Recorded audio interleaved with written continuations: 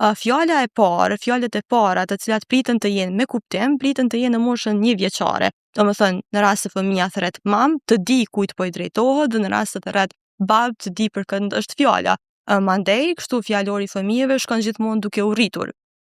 Që nuk kupton, deri në moshën 2 vjeçare, fjalori i tij duhet të zgjerohet dhe duhet të arrijë fëmia minimum deri në 50 fjalë.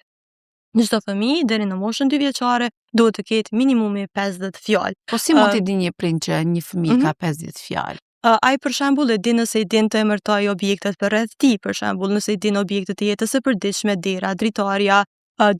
dera, dritarja dhe objektet e tjera përreth tij, di disa prej ngjyrave, di anëtarët e familjes, di të emërtoj ata me emër, njeh secilin prej tyre, ndjek udhëzimet në përpikmëri, udhëzimet 1 fishe dhe 2 fishe, për shembull shko te dera dhe hape derën, ose udhëzimet të ngjashme të cilat janë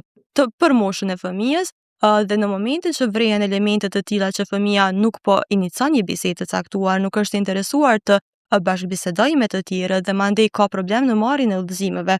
qoftë edhe më të thjeshta, atëherë prindi duhet të di, do të ishte një shenjë alarmi që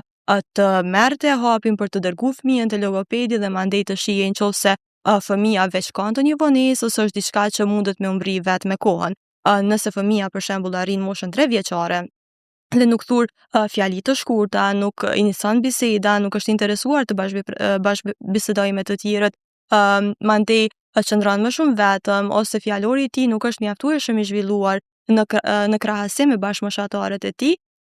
të duhej që prindrit të dërgonin fëmijën te logopedi për të bërë një vlerësim logopedik dhe mandej me shumë gjas për të filluar edhe trajtimin logopedik,